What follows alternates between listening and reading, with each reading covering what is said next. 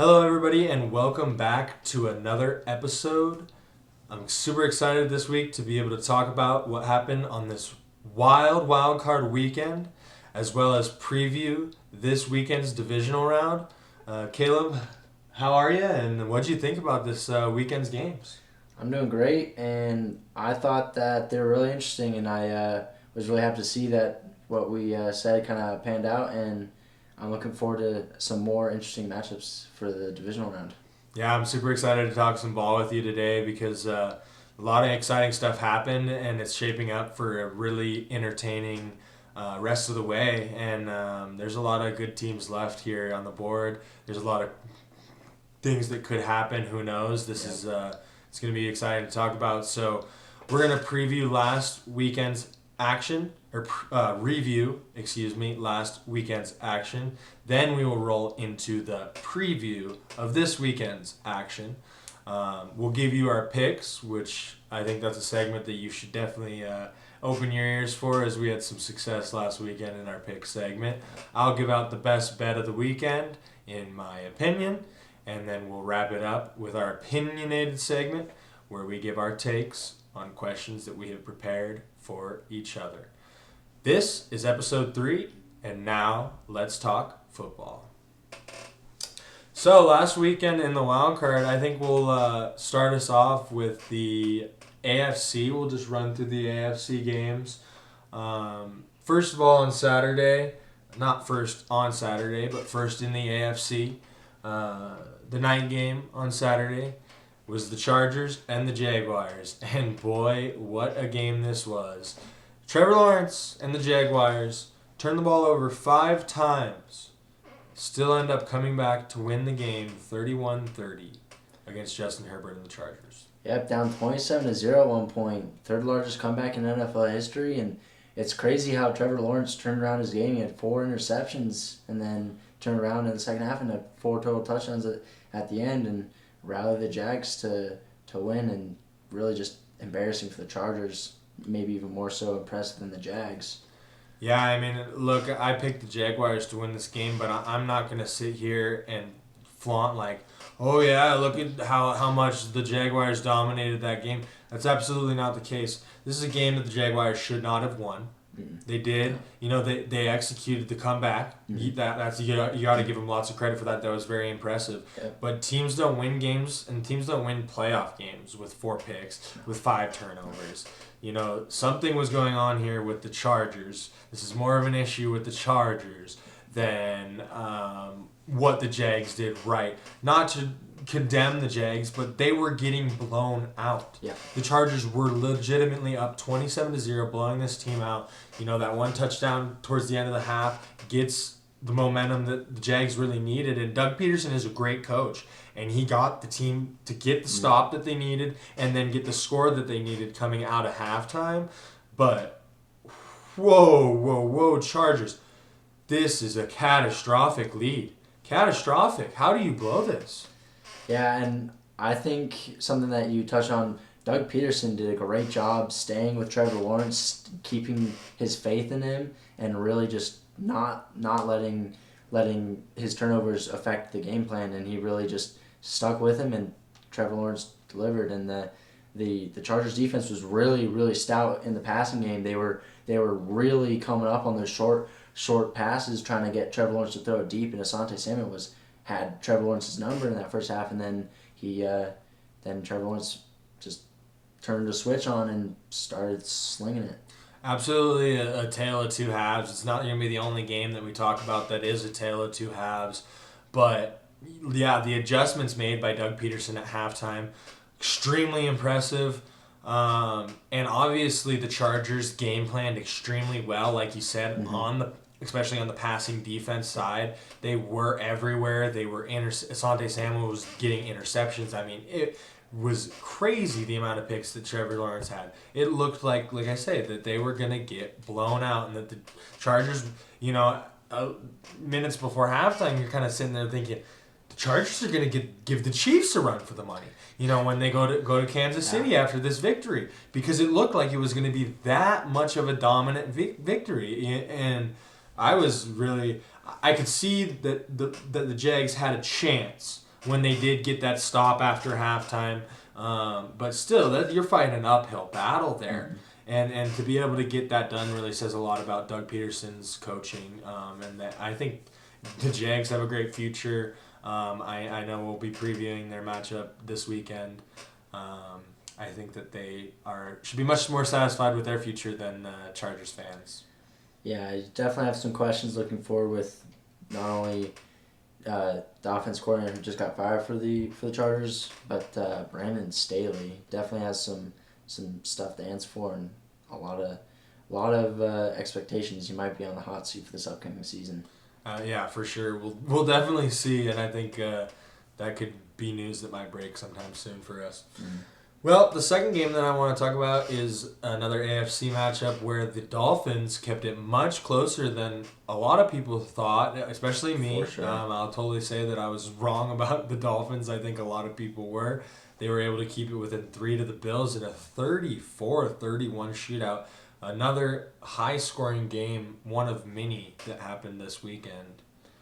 Yeah, and I don't think anyone can say they thought this would happen. I don't think anyone thought that Skylar Thompson and the Miami Dolphins would keep it this close with Josh Allen and the Bills, but it makes the Bills look vulnerable heading into their matchup against the Bengals, and I think it really is going to make it hard to pick who's gonna win that game, and I think a large part of it might be because of the 7 sacks that the Bills let up, and Miami has a good pass rush, but that's inexcusable. 7 sacks in a game that can't happen. Yeah, Josh Allen was definitely on his heels, and he was trying to make some stuff happen. And where the game completely changed was the Bills were up 17-0. The Dolphins made a drive down the field, a pretty good drive, and were able to get 3 points out of it. Obviously, they probably wish they would have had 7. But 17-3, you're still on the verge of being blown out. And Josh Allen makes the throw deep down the field that gets intercepted. Yep. And the Dolphins were able to flip that and turn that into a long momentum-changing touchdown drive. Yep. And that gave the offense, a click.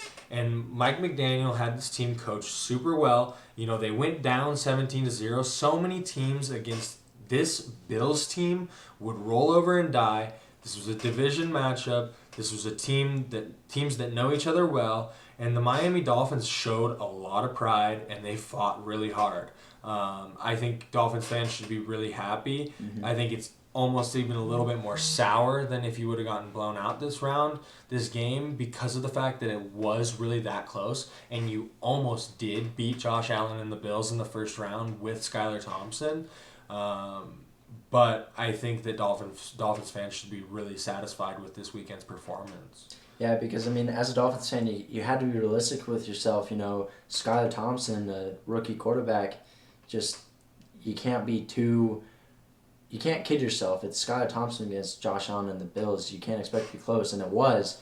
And so I think that really goes to say how competitive they're going to be next year if Tua can stay healthy, and even if they have to ride with Teddy for most of the year, because if Teddy's in there, they might even win that game.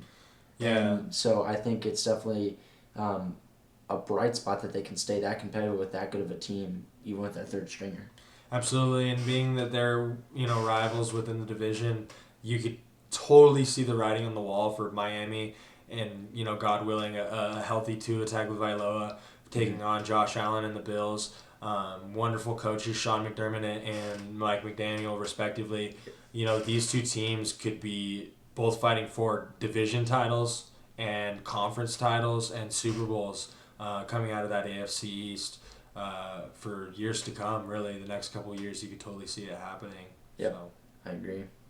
Well, finally, on the AFC side of things, we have another division matchup that occurred where the Bengals were able to hold off the Ravens in a game that was tighter than some people may have thought. A one-score game, like both of us, kind of provided our insight there with a low-scoring AFC matchup here. I think it ended up going over the closing total for points, but still nothing too crazy compared to the other shootouts we got this weekend.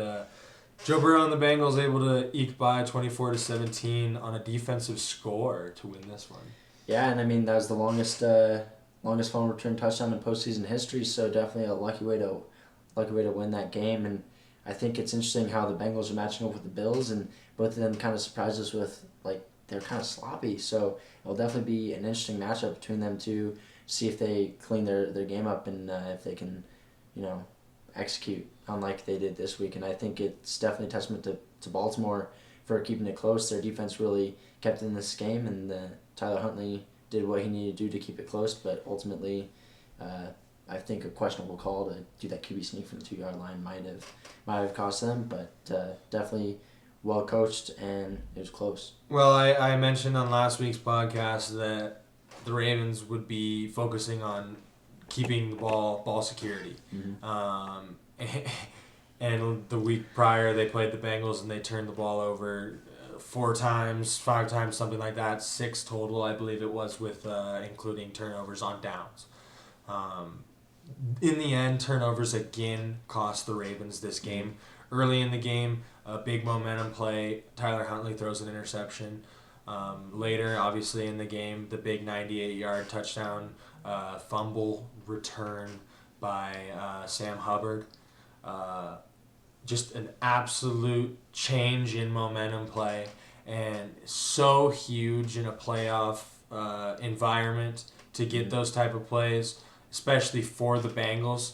You're talking about roughly 12 minutes left in a football game, tied with a division rival. They're down your throat at the goal line, about to punch in for the game-winning score. Although you're at home, that's a dire situation, down 7 in the playoffs.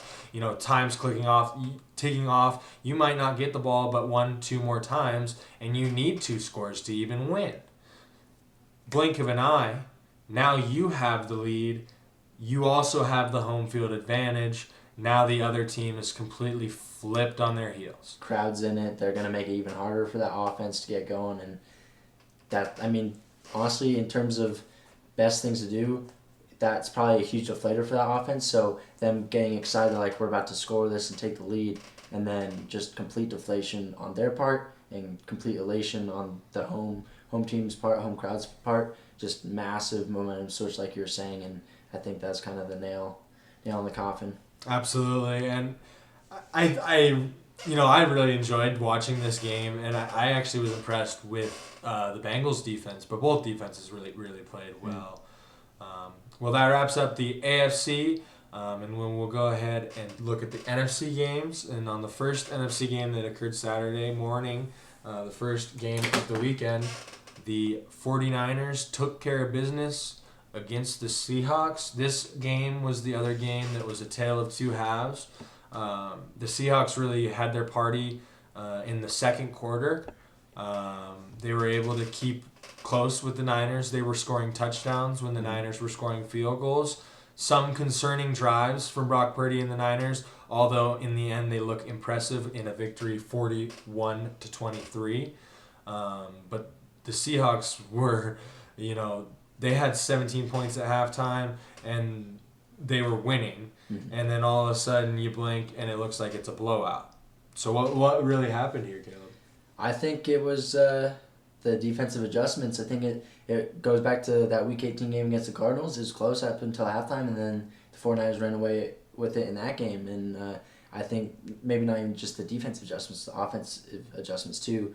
I think Kyle Shanahan really just does a great job of adjusting, and I think it's testament to how good of a coach he is to get that team to just run away with it. And it's so impressive from Brock Purdy, 4 touchdowns, and I thought he was going to be a limiting factor for the Niners in these playoffs, but he's looking like an all-pro quarterback in these playoffs and doesn't even look like a rookie. I mean, that Niners offense is so beautiful because you have CMC that can easily give you 100 a game. You got McCaffrey that can give you 100 yards easily. Even another 100 receiving too, if really needed. If you really need it, absolutely. But a lot of times you won't need it because Boom, you got George Kittle underneath. Mm-hmm. Boom, you got Brandon Ayuk wide open across the field. And not to mention Deebo Samuel. Yeah. This offense is insane and a great offensive line. Their play action game is lethal. It's really, really impressive to watch this offense at work.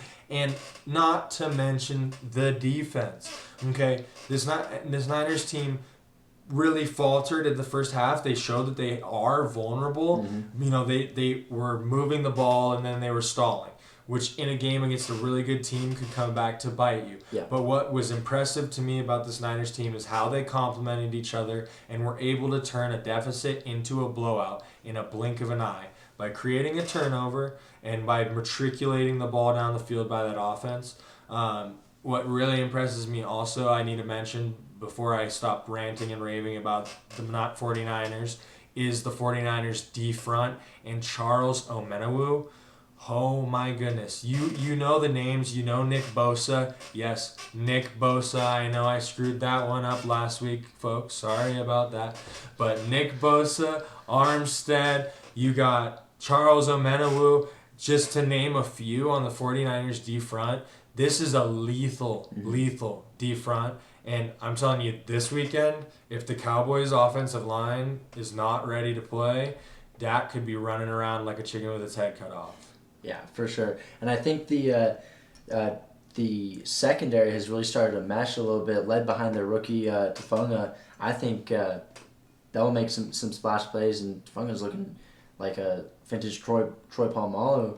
Maybe I'm a little biased. His hair kind of brings flashbacks, but definitely shades of that defensive pressure is definitely going to open up opportunities for the Niners to cause havoc against Dak Prescott. Absolutely. Well, let's roll into the next game Sunday afternoon.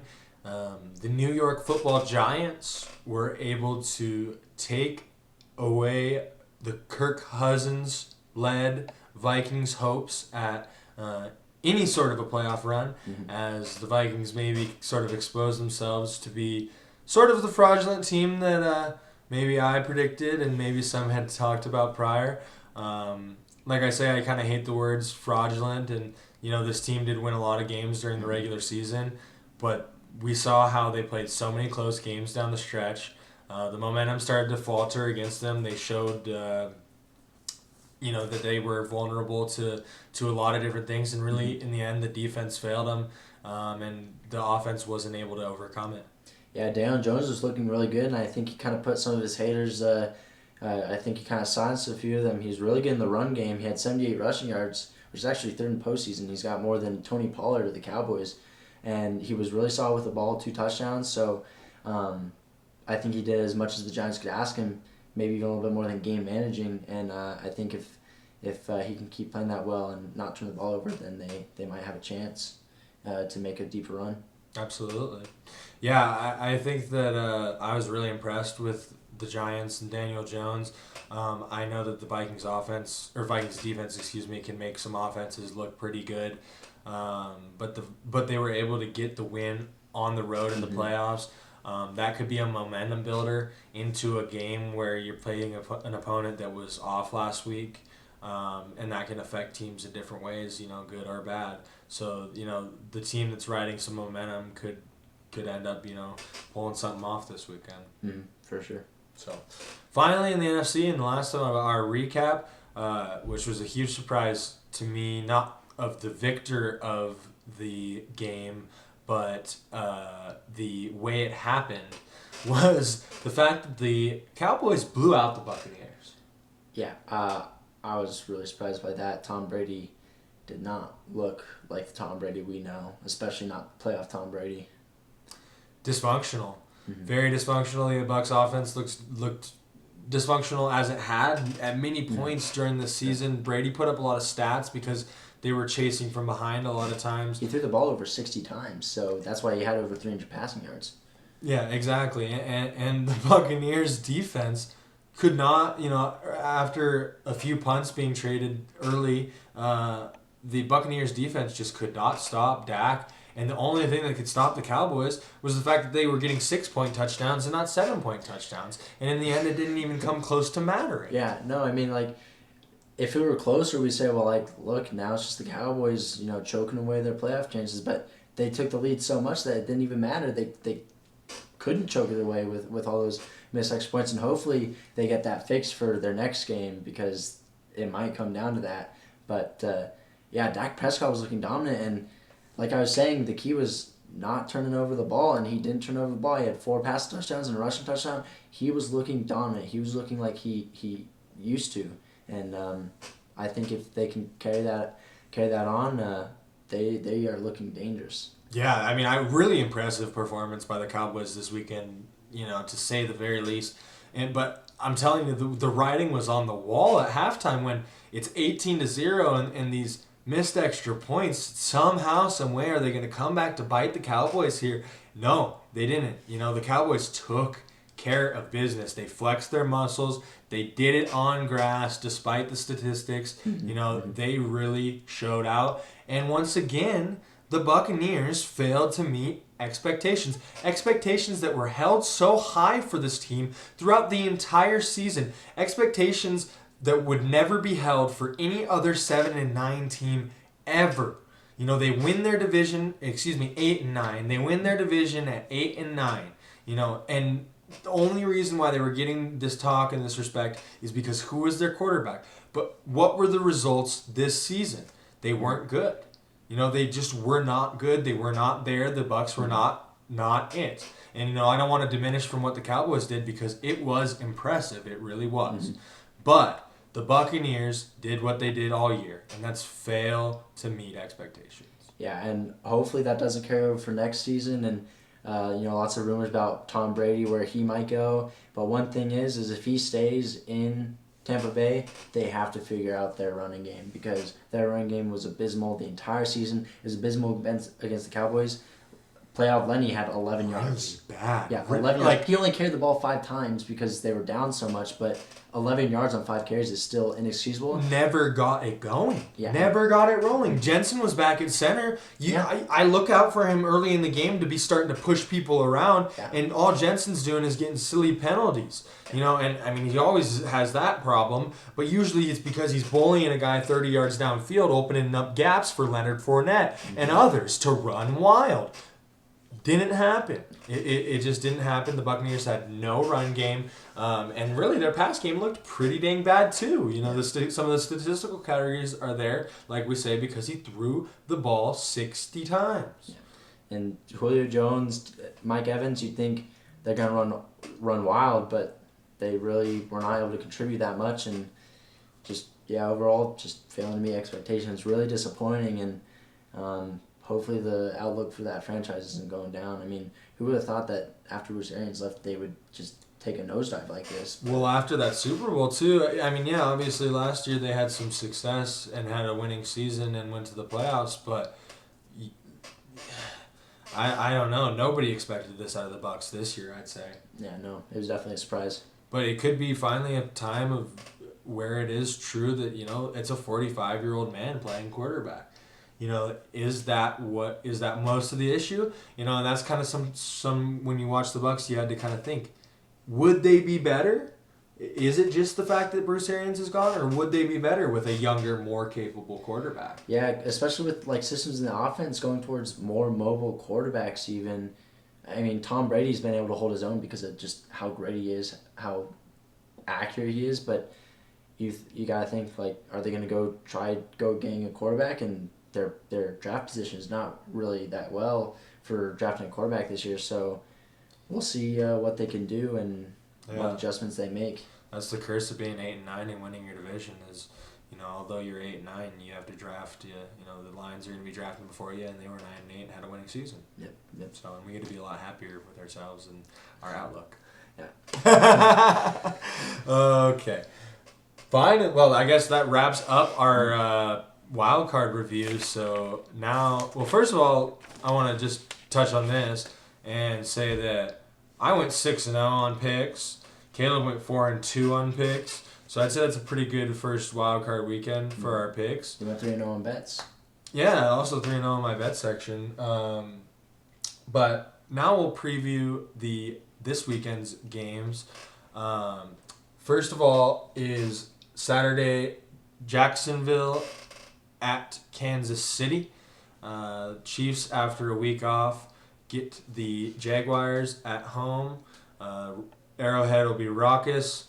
But Trevor Lawrence still has not lost on a Saturday.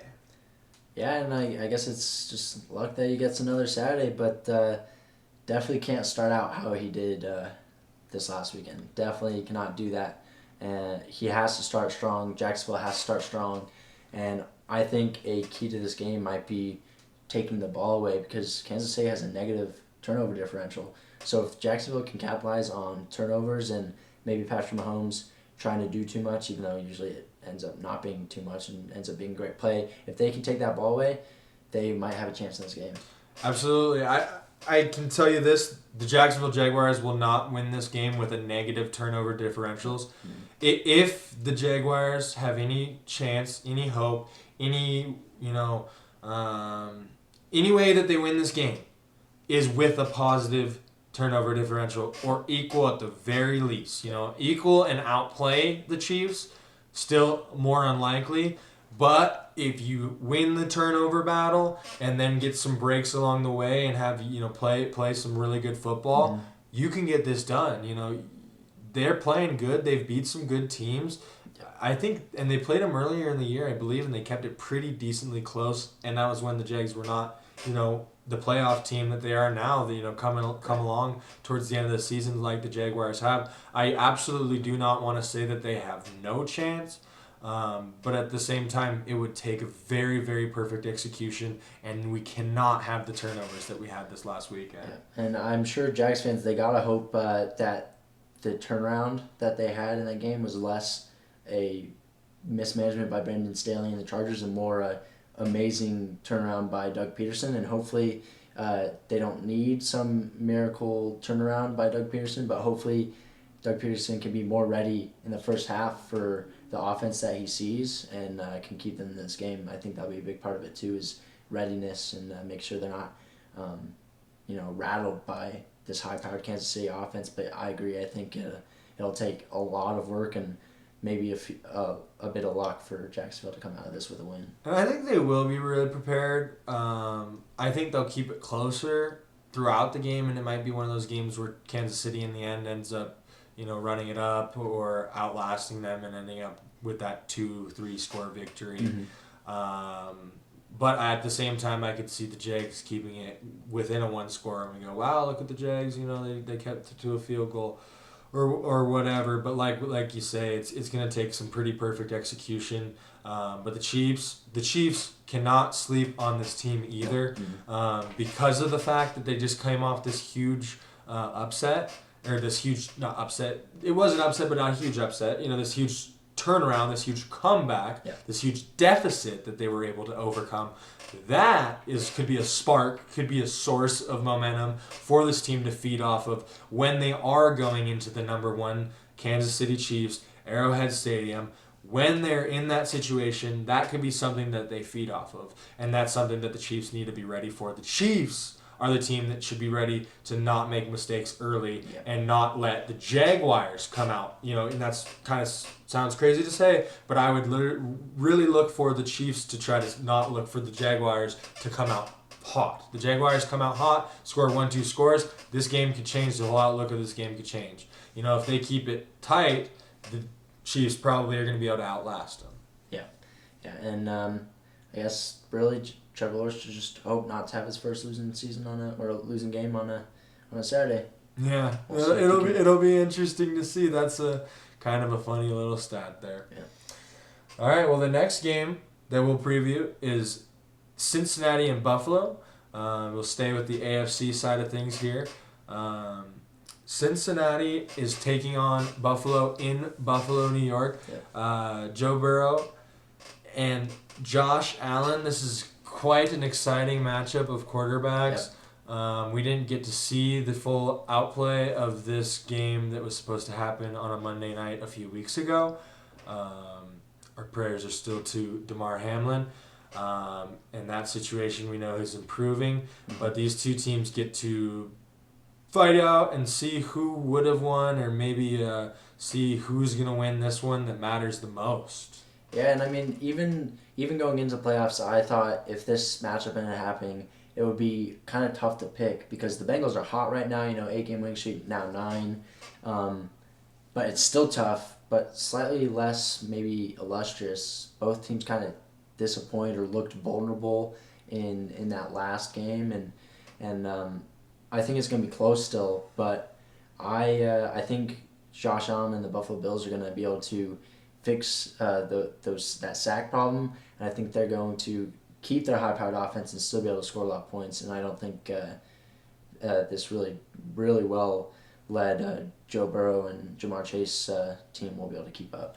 I think it still is a very difficult game to pick for me because, yes, both teams did seem vulnerable. I think the Bills will be super well prepared, and I think being that they did go through a tight, feisty game could even prepare them better for this weekend's game. They kind of were in a game more like I could see this game going. Yeah. Excuse me. However, I think that this game is going to really come down to who can protect the quarterback. Whichever quarterback is going to be able to have time to find their playmakers is going to have a lot of success. And then likewise, it could also come down to which defense makes a play, makes a stop, makes a sack, gets, a pick. Both these gunslingers, and, they do throw picks every now and then. So I think this game is not quite a coin flip game. I think you got to give the talent advantage to Buffalo, but you also got to give experience, crazily enough, to the Cincinnati Bengals. They went on this run last year. Who's to say they can't go on a run like this again? If the Chiefs win like a lot of people think, and the Bengals pull off this upset, we're talking rematch of last year's AFC Championship, and then we're talking about Joe Burrow and Patrick Mahomes really outshining Josh Allen and the Bills in the playoffs, which is what matters. And the Bills, don't forget, the Bills were Super Bowl favorites coming into this season, and still, for a lot of people, are Super Bowl favorites. Yeah. But they definitely looked vulnerable. I think the Bengals looked equally vulnerable, if not a little less vulnerable. So I think this game is a really interesting matchup.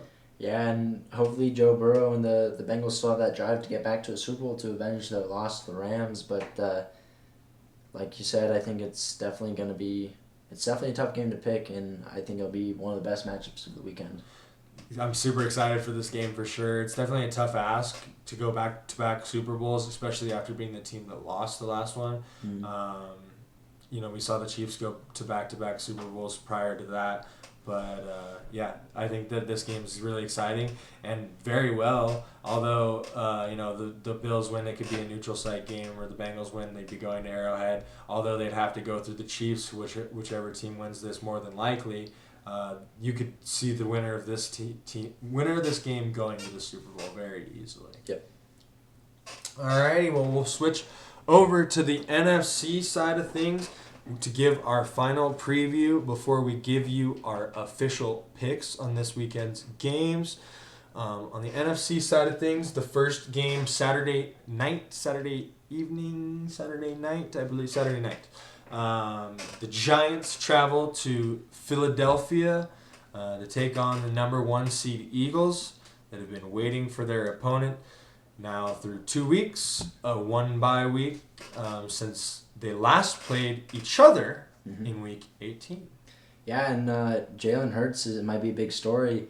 That Week 18 game, he's coming off that shoulder injury, and he did not look good. He only had around 200 yards in that interception against the Giants, in which they still won. But hopefully this bye week has given him some more time to recover from that shoulder injury, and hopefully it's not really a factor, because I think if it is, the Giants could have a chance of winning this. But really, I think if Jalen Hurts is healthy, the writing's on the wall for the Giants. This Philly offense is third in the league. Their defense is second. They're insane. They have an insane turnover differential. I think it's like +10. So I think the writing's on the wall for the Giants. They had a really good run against the Vikings, but I think this is where it ends as long as Jalen Hurts can play healthy. Yeah, I think this the rest week is going to be huge for this Eagles team. rest weeks can affect teams in multiple manners. Out of the two teams that got byes, you'd worry more about the Eagles because of the fact that the Chiefs have gotten these byes before in the past, and I have known how to handle it, have made deep playoff runs. But this is a team that was kind of nicked up, kind of missed their stroke as they had won so many in a row, only slipping up to Washington, losing their perfect record there, and then again slipping up later on. But they were almost losing their first seed. Yes, almost ultimately sliding out of the first seed, but then they were able to keep it, and I think that they needed it the most out of any of these teams. And I think it's a huge for them that they get to play the Giants. Like, no offense to the Giants. Great season for the Giants. Yep. It's way overperformed a lot of expectations. Yeah, Brian Dable really did. Brian Dable, awesome coach. Even back when he was at Buffalo, it kind of was one of those coaches that you knew he was going to go have success somewhere. Yep. And he has talent there. Daniel Jones, Daniel Jones playing at a level that Daniel Jones has not played at throughout his career at a great level. Saquon's healthy, exactly. The Giants are getting healthy at a good time. Kayvon Thibodeau looks like a threat around the edge. They have playmakers, they have talented players, but the Eagles are just a step further. They're just a step ahead when it comes to being ready to make that playoff run. And in my opinion, I think that the Eagles are going to be able to get this job done at home. I think they're eager, they're ready. But this is also an exciting matchup where it is a division matchup, so anything could happen. It could be close. It's exciting stuff. Yeah, I definitely think that's a good way to put it. They're a step ahead, and I think they really think their time has come again to reach the Super Bowl after beating Tom Brady, and they wanna do it again against some other formidable teams. So, but yeah, I agree with you. Philadelphia's got this. I think they'll handle it by a score, maybe even two. Alrighty, well, lastly we have Dallas and San Francisco. What a banger of a game, folks. This game I am very, very excited for. You got Brock Purdy and the lethal San Francisco offense, as well as their very, very stout defense at home against Dak Prescott, leading the impressive offense of the Dallas Cowboys, with also coming off of a great defensive performance are the Cowboys. Squaring up in Levi's Stadium Sunday afternoon. I think the recipe for success is the same thing as it was last week. Dak Prescott cannot turn the ball over. And I think if he takes care of the ball like he did last week and, kind of plays out of his mind like he did last week, the Dallas Cowboys can definitely hang in this. And so far, Brock Purdy has looked really, really great. I mean, he has great weapons around him, but he has not looked that rattled as a rookie. I remember last week I watched a play where he's moving around in the pocket, and then he finally stepped to his right, and delivered it short to CMC in the red zone, and they scored. And I was like, wow, that did not look like a rookie out there. That looked like a seasoned veteran make that play, stay in the pocket, and finding someone in a broken play. But I think if the Cowboys can maybe finally crack him and get some pressure to him and make him falter, that's how they win this game.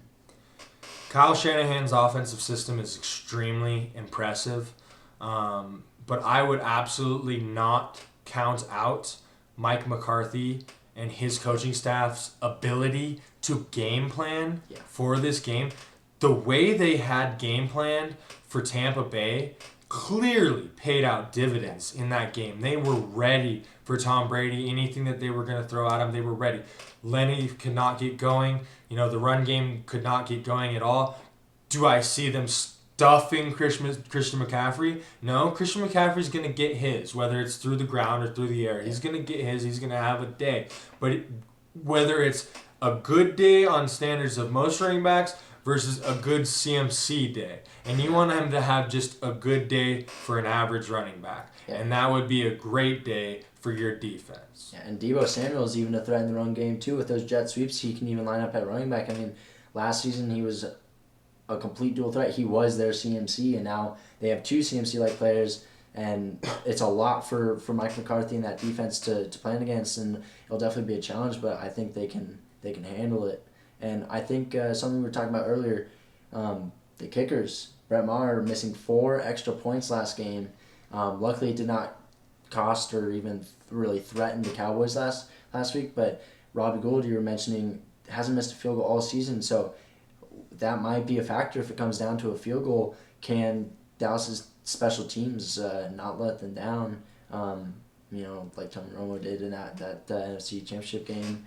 But I think that's definitely something to watch out for too. Super interesting, especially because this game could be one of those games that comes down to easily being within a margin of a field goal or less. A game where kicking a missed field goal could be huge, and it could be a situation where, oh wow, Robbie Gould missed his first kick of the year and Niners fans are kicking themselves, or it could be a situation where wow, the Cowboys kicker just absolutely ended up getting the shanks late in the season and cost him the season. I hope it's not the case. I hope the kicking game is tight for both teams. I hope we get to see the winner of this game win because they bettered the other team. But this matchup is super, super tight. I think that the Cowboys did an extremely good job against the Buccaneers protecting Dak. And that way Dak also had a great pocket presence, which is something that he's struggled with when he is throwing picks. He'll step up in the pocket when he needs to be stepping back in the pocket or needs to be stepping over in the pocket. Or he'll not step up in the pocket when a pocket is developed for him and he'll end up getting pressured from the backside. His pocket presence against a pretty good front of the Buccaneers was really, really good. And his offensive protection was also really, really good. So whichever team can protect their quarterback, I know it's pretty cliche, I think that's going to be a huge factor in this game as well. Yeah, and I think the 49ers need to be careful about not coming out slow and not letting the Cowboys come out hot. I don't think they can repeat what they did last week against the Seahawks and still come out on top by a healthy margin. They might be able to do that and hold on for a win, but they need to make sure they're firing on all cylinders at the start of the game and play 4 quarters of football. They can't play 3 or 2. I think they need to play 4 in order to put away this Dallas team. Man, this game could go either way. I'm super excited for Sunday evening, Sunday afternoon into Sunday evening, depending on where you are in our country. For that kickoff is going to be really, really fun. For sure. Alrighty, well, now we're going to give you our official picks. My playoff record is 6-0. Caleb's playoff record is 4-2. We have 4 games to pick for you this weekend. We'll go ahead and start with the AFC side of things and the Jacksonville Jaguars taking on the Kansas City Chiefs. What do you think, Caleb? KC. I mean, Jacksonville did a great job coming back, but the Chiefs definitely have a lot more experience, at least recently, in the playoffs. I think Andy Reid is a great coach, and I think he's going to be able to outcoach Doug Peterson, and I think they're going to win this handily. I think that this might be closer than some people think. I think the spread is like 9.5 for the Chiefs right now, which is about right. It's not at the point where I would take either side of things here on the spread wise, because I definitely absolutely am taking Kansas City to win straight up. That will be my official pick. But being the spread that it is, I also wouldn't be that surprised if the Jaguars were to keep it close or were somehow able to get that momentum to roll after such a wild game last weekend. But I do think that a rested up Chiefs team, Andy Reid, Pat Mahomes, Travis Kelce, and that defense, I think they're going to be able to take care of business at home in this one. And then we have a much more interesting game Sunday on the AFC. Not much more interesting, excuse me. I mean, all playoff games are equally interesting, but much more tight game when it comes to the pick'em here. Cincinnati going to Buffalo. What do you think on this one? I think something that you said earlier about Josh Allen and them being the Super Bowl favorites. I don't think they're going to be willing to, at least at the beginning of the season, I don't think they're going to be willing to kind of let that slide. And I think that they're going to be playing maybe a little bit angry this week after having such a close game, you know.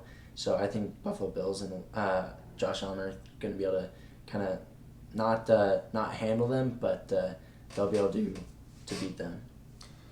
I absolutely hate always just taking the favorites because it always seems like somewhere along the line there's going to be upset. You know, somewhere one team. You know, rarely ever do we look at the NFL playoffs and go, wow, the conference championships are 1-2 versus 1-2. Yeah, maybe one conference has a 1 versus 2, but then the other conference has a 2 versus a 6 or a 2 versus a 5, you know, or something like that. But I could definitely see this playoffs being the playoffs where we get one of those 1-2 versus 1-2s. I thought long and hard on this game. I really wanted to pick the Bengals for a long time. I wouldn't be super surprised if they win. It is a close game. It's close to a coin flip game. But I'm going to give the advantage to the home team, the Buffalo Bills here. I think being in Buffalo is a huge home field advantage. Although it's not a huge travel deal. Right.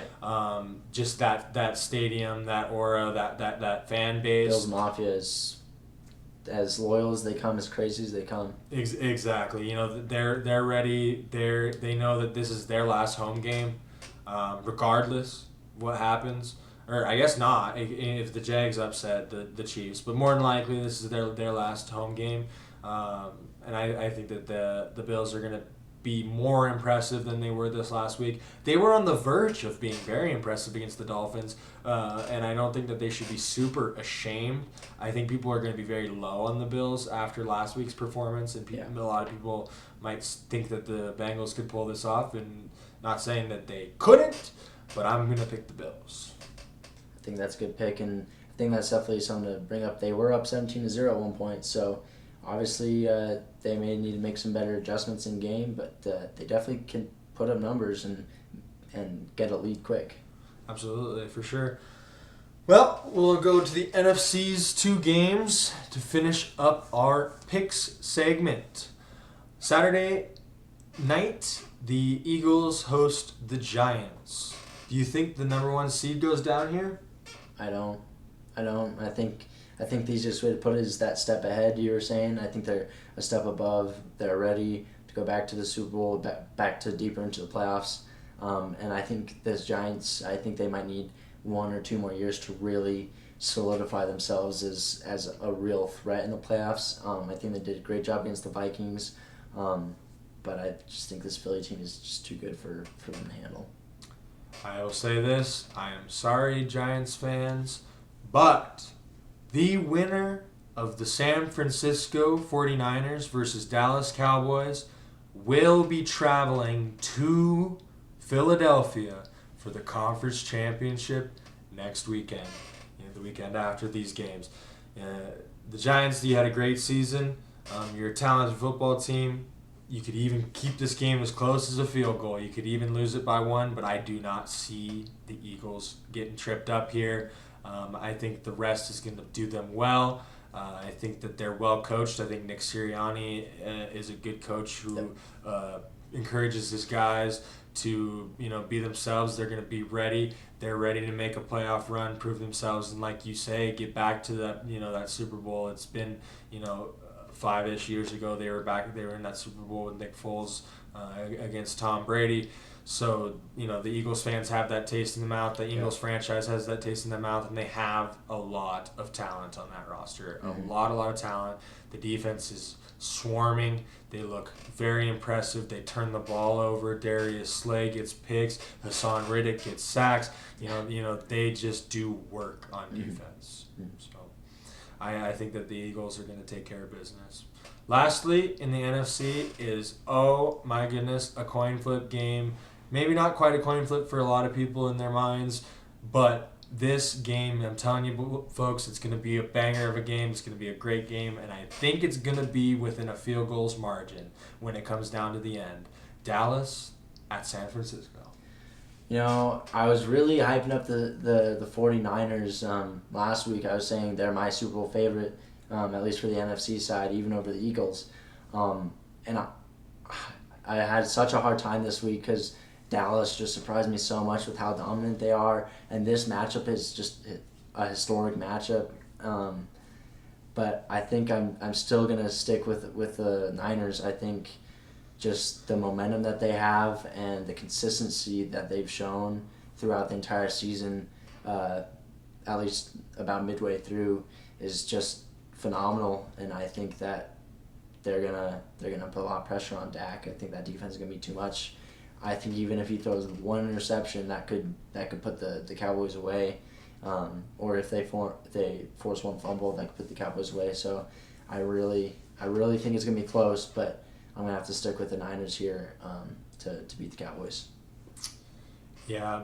Before I give out my pick for this game, I kind of already mentioned how, it's hard to see this really being 1-2, 1-2, really being that's the way it goes here. And a lot of long, hard thinking went into this. I thought long and hard about maybe picking the Bengals to have an upset there to throw off the 1-2. Then kind of some thoughts went through my head, and maybe the Eagles are vulnerable. And then I really, really wanted to pick the Cowboys. But I just can't. I think the Cowboys might cover the spread, really, if you ask me. I'm personally not going to wager on either of these two teams in this game because I think it truly is a coin flip game. But I'm going to have to pick the 49ers here. They just impress me too much. I said it probably too bodaciously and too confidently last weekend that I believe that Philly and San Fran would be meeting up in the conference championship. But I'm going to stay true to that pick. I believe that's what's going to happen. I believe San Francisco fans, you should hold your horses. You should be ready for an absolute dogfight. It's going to be a great game. I could see a lot of points being scored, or I could see a little. This game is just going to be close. I think these teams are going to match up very, very well, and I think these coaches are going to match up very, very well as well. Yeah, and hopefully they don't have a repeat of last year, that Dak QB draw up the middle where they ran out of time on that QB spike. Hopefully it doesn't come down to something heartbreaking like that. The Cowboys and Cowboys fans have suffered through that for many, many, many years, and they finally got a road playoff win. And as much as I think they can put up a fight, I don't think that this is their year to end their Super Bowl drought. And boy, they looked good last week. They really looked good, and that's why I really think this is going to be a very, very close game. But it's just so hard for me to see them picking up this win on the road in San Francisco, unless we see some self-destruction from Brock Purdy or, somehow, the Niners defense did look vulnerable in the first half of the game against the Seahawks, and the Cowboys offense did put up some numbers against a pretty impressive Bucs defense. Even with the Bucs record this year, they did have a pretty good defense scoring wise. But I'm excited for this matchup, and I hope that my picks are right. But this weekend could be not quite the 6-0 week that I had last week. Yeah, I think it'll definitely have some toss-ups just like last week did, and you end up on the right side of them. But this one has some more, and maybe not so lucky this time. We'll see. Hopefully, I can be more accurate than I was last week. We'll see. Yeah, well, if you're accurate this week, then I'm accurate because I think we got the same picks, but yeah. That's all right. It sucks to do that, but I think that, we're just giving our honest and true insight for these games. Anything can happen, but it's hard for us to see these games going the other way there. Now we're going to roll into the best bets segment. So far through the 2 episodes, if you paid attention to both the AFC preview and the NFC preview last week, as a combination throughout the weekend, my best bets went 3-0. I have one best bet for you this weekend. Once again, a reminder to please gamble responsibly and only gamble what you can afford to lose, if not less than that. My pick for this weekend is based sheerly off of educated opinion by myself and myself only. I will be taking the Eagles at -7. The line opened at -7 and moved in the favor of the Eagles. to minus 7.5. I do not like it as much at minus 7.5. If you really want the extra confidence, buy it down to negative 6.5, but you'd have to lay a bit of juice there. It'll be more like minus 135 odds roughly. But I'd say try to find it at a roughly minus 7, somewhere around negative 125 odds, 120 odds there. I think that the Eagles just are going to have enough to outlast this Giants team, and I think even if it's at the very end, I think they win by 2 scores. I think that's pretty solid, and yeah, I think Philly will have this in the bag as long as Jalen Hurts is healthy and plays well. Yep, it is a division game, so I do not love taking favorites in division games, but you're giving me the Eagles here, and you're giving me a touchdown. That's all I have to lay with them. In this round, I'm going to take it. Yep. So, lastly, we'll roll into our opinionated segment, where we're going to have a couple questions for you, and I'm going to start us off with something that I think could provoke some pretty interesting discussion between us, and I think it might have to do with one of your questions potentially for me as well, but what or who is more to blame for the Chargers' dysfunctional loss? The offense, who failed to score more than 3 points in the second half after building a 27-point lead in the first half, 20 points at the halftime was the lead, or the defense, who was able to get 5 turnovers, yet allow this comeback to happen?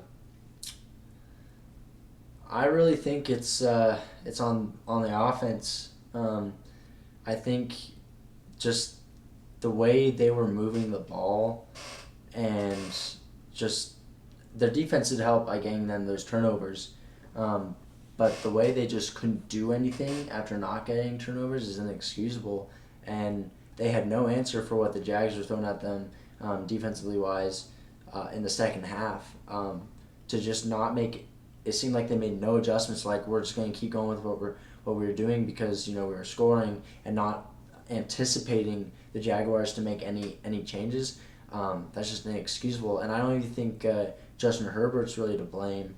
I think it's just really on the entire offense, and I hate to say it, but it's really just what the Chargers have been known to do for the past couple of years. They've always, just like the Bucs, have kind of failed to meet expectations, where they beat them and then just burn down either later in the season or in the playoffs, and I just don't think it's excusable by the offense. Well, I think I kind of set you up with a little bit of a trick question because, yes, I do think that the offense could carry more of the blame here. But if you were to ask me my own question, I would have told you it's the coach's fault.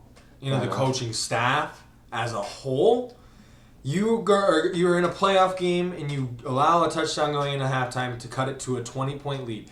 Everybody in that locker room should understand how small a 20-point lead really is. Yeah. Especially in a playoff game, when all they need is a stop and a score, and boom, it's a whole brand new ball game, momentum-wise, energy-wise, and you're still on the road. Although you shut that Jacksonville crowd up right away by picking Trevor Lawrence off 3 times in the first quarter, 4 times in the first half, and getting 5 turnovers in that first half, and building yourself this comfortable lead, both sides of the coaching staff should be preaching to twist the knife. Absolutely do not let this one get away from us. Defensively, keep swarming. Defensively, do not play conservative. Offensively, do not play to not lose. Yeah. And you would have won. The fact that they played the whole entire second half scared to lose. Offensively, defensively, and as a coaching staff, caused the Chargers to monumentally fail in this situation. There's no reason why it should not be Chargers-Chiefs at Arrowhead. There's no reason. This is a failure of the Chargers coaching staff not having their players prepared to execute and do their jobs in the second half of this football game. Yeah, I mean, that's definitely something I did not touch on, was the coaches and their inability to help their players out. You can try to blame the players, but at the end of the day, the coaches are responsible for preparing them, not only before the game, but during the game, and everything after. And if they're not making the right adjustments, then that's the reason the offense failed. And that kind of segues me into my question about what's the future of this franchise and maybe Brandon Staley. To me, it was surprised that they didn't fire Brandon Staley, but they fired their offensive coordinator. What do you think about that? About the future of Brandon Staley in this franchise? Since they immediately fired their offensive coordinator and not Brandon Staley, that gives me the thoughts that the ownership probably likes Brandon Staley, or at least for the moment, and are hoping that this offensive failure was the OC's fault and not a more offensive-minded coach that Brandon Staley is. I think that Brandon Staley might not be a great leader of men. And that is a question that is extremely fair to raise after seeing this season. In the past, I think it was a little bit unfair because he had a young team and Justin Herbert was looking young, promising, good. They were winning football games. They were headed in the right direction. They were doing things that they needed to do, and then they were just coming up short. Right. Just missing the playoffs. And people were frustrated. Chargers fans were frustrated. But at the same time, they were making steps in the right direction. But now I can officially, with confidently, and I can sit here and say that this man may not be quite fit for a head coaching job in the NFL. I hate to sit here and try to call for people's jobs. It's an extremely tough position to be in as a head coach in the NFL. It's a, thrive or die, and the fact that you make the playoffs should just in itself be safety for your position. It really should in a lot of cases. But this catastrophic of a failure, this big of a lead to give up, I think you got to be making some questions about his coaching abilities and his abilities as a head coach. Yeah, especially with just a really deep coaching pool. Sean Payton, is in the talks. Jim Harbaugh, or John Harbaugh, even though he said he was staying at Michigan, should still be someone you try to get, an interview with, and a multitude of other coaches. They definitely have no reason to not have maybe another suitor to fill that role if they decide to fire him. But he makes poor game management decisions. I think the players might not be playing for him, kind of like Matt Campbell and the Lions. I think he just, you're right, doesn't have what it has to be a head coach. I think he could be an offensive coordinator or a passing game coordinator in this league, but head coach might be too much for him, and it's really surprising me that the Chargers franchise is, the ownership have put up with this coming short and now this. Yeah, I agree. It's pretty interesting to see. I think they might need somebody that might be a little bit more of a football type coach instead of the offensive mind, the gurus, the Kyle Shanahan, the Matt LaFleur, the McVay type, because Staley definitely fits in with that type. You do look at, you kind of brought up the Lions and Dan Campbell as the example of that leader of men. And the Lions have something I kind of wanted to also mention here as an offensive coordinator is Ben Johnson, who was able to make the Detroit Lions a top 5 offense in the majority of statistical categories. He has recently came out and turned down the rest of his interviews for head coaching positions and has announced that he's coming back to Detroit for next season to be an offensive coordinator, to continue to learn under Dan Campbell and to continue to try to develop an ethos for his coaching ability, some credibility. And I think this is a great decision by him to do that because he could easily end up being like a Brandon Staley, where maybe he has an offense to click, but maybe his team isn't actually playing with him or playing for him because of the fact that maybe he doesn't quite have that experience to be able to communicate with the players on how to lead the team as a whole versus lead a position and lead an offense. Yeah. Absolutely. Well, I got one more question for you. I got to dig it up here. Oh, yes. Which game from this last weekend was most surprising to you? The Dolphins keeping it tight with the Bills, or the Cowboys blowing out the Bucs?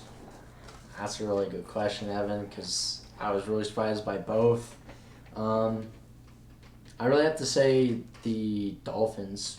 I didn't see this coming at all. I thought the Cowboys had a chance at beating the Bucs if Dak could fix his interception woes and the Cowboys could stuff Tom Brady like lots of teams have failed in the past, and they did just that. Maybe by a greater extent than many people thought, but they followed the recipe for success. No turnovers, and Dak Prescott balled out. But this Skylar Johnson-led Dolphins team, what a turnaround in the second quarter, and just keeping it close the entire time. I was flabbergasted the entire time that it took them until the end of the game to put them away. I did not see coming at all, and that Miami team just would not go without a fight. They kept fighting. They got after Josh Allen. Josh Allen was looking a little bit pressured, maybe trying to do too much, and one of his interceptions was definitely not his fault, but it was just a really huge surprise seeing them give that Buffalo Bills team fits. I'm going to have to probably agree with you there. Like you say, it's really tough. It's a toss-up probably between the two because they both were almost equally impressive. But the fact that the Dolphins really, there were times where, maybe jaw on the floor factor, the Dolphins were for sure more jarring because, there were times where they looked like they were going to actually not only, play them tight, but win the game. They were in position to have a chance to win that football game. Multiple times down the stretch in the fourth quarter, in the second half of the game, they had leads. They had kept it tight the whole way other than that first quarter. On the other hand, equally impressive is the blowing out of the Bucs by the Cowboys, but I think subliminally that's a little bit less surprising due to the fact that the Bucs were that 8 and 9 team. They had struggled and they had a lot of losses this year. They had a lot of losses. They had more losses than some teams that didn't make the playoffs. Hey, the teams that we like. Yeah, both did better than them. Steelers and the Lions both had winning records, and I think both of us would argue that they'd probably do better off than the Bucs. It was Tampa, Tom, at home. It was a tight betting line for Vegas odds, and I think rightly so. And I think it still makes it surprising that the Cowboys did win in the fashion that they did, but just because of the Bucs' history this season, it makes it just a bit less surprising. Yeah, and I think a big part of why a lot of people thought it would be close and were surprised by the margin was one, if the Bucs don't have Tom Brady and they won this with, let's say, Jameis Winston, you wouldn't have been saying, you would have been like, Cowboys win this. But Tom Brady is a huge factor just in himself. And I think another thing is the Cowboys, choking in the playoffs kind of distracts from them on paper and how they performed this season. Like their history of choking in the playoffs kind of maybe made people doubt them more than they should have, despite how well they played this season. So I think that was another reason why we thought it would be so close. And I think they kind of proved that, hey, we're a good team. We played well this season. That's why we won. Don't worry about our losses or Tom Brady, or our previous playoff losses or Tom Brady. Look at us now. Yeah, I think you hit the nail on the head right there. I think that's exactly the case with what happened to that Buccaneers game. This was a overrated Buccaneers team that was looked higher upon or valued higher due to the fact that they had Tom Brady at quarterback, unarguably the most successful quarterback of all time. Awards, Super Bowls, stats, unarguable that he's the leader in all those things, the best in all those things. So there's a reason why, like you say, people thought it could be close. And equally there is that thought around the Cowboys that, are they going to slip up? Are they going to choke here? Because in past seasons they have. Yeah. But I think that they took care of business. And equally, I think Miami fans should be happy with how they kept it close and how they battled and fought with the quarterback situation that they had.